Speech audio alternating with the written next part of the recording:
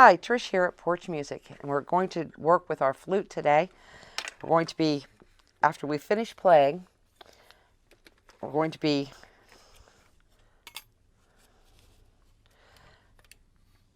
disassembling and assembling. We're going to assemble first so that we can demonstrate the disassembly and assembly of our flute. So we're going to be taking the flute apart.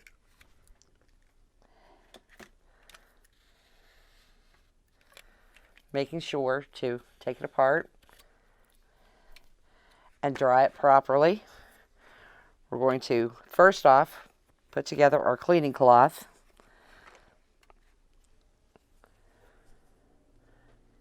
By threading it through our stick. We're going to run the cloth into the mouthpiece and out and in and out until we've dried all of the moisture out of the mouthpiece.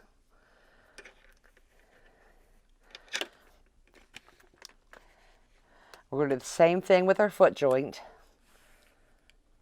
Run it in and back through to make sure that we get all of the moisture out. Making sure to dry all of the pads to keep the pads nice and safe and dry. This is a little bit harder with your main joint, the main body of the flute, because it's a lot longer. We want to make sure that we get all of the body dry. If you have to go in from both directions, that's fine. Make sure we get all of the dirt and moisture out. Making sure that it's nice and clean in there. Now that we've finished the inside of the flute, we're going to make sure that we polish up the outside, making sure to get under and over and around everything on the flute and polish up the silver so it's nice and bright and shiny.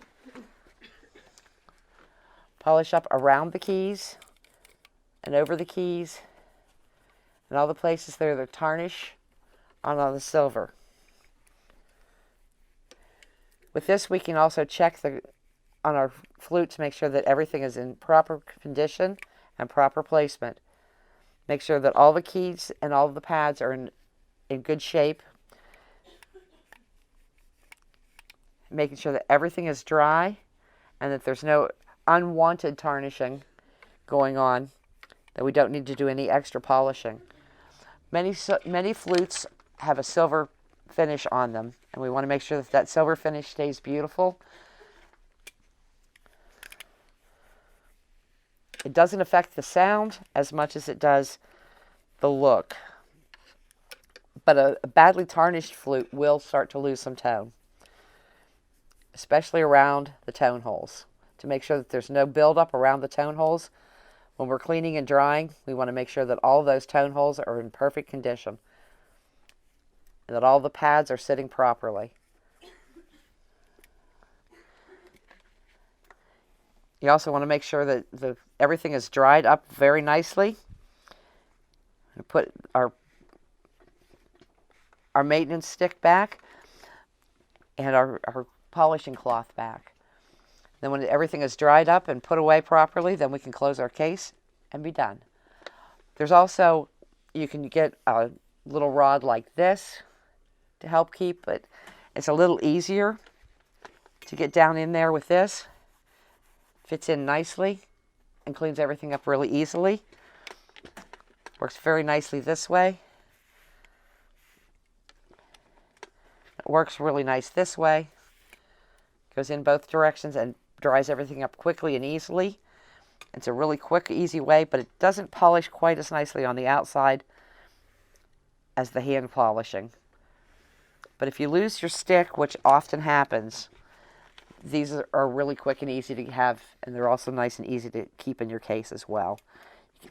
Some people like to have one for the inside and the other for the outside, and you can have both of them stored nicely in your case if you want to have both on hand.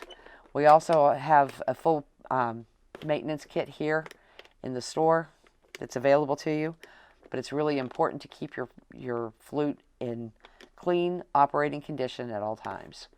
Thanks so much. Happy playing.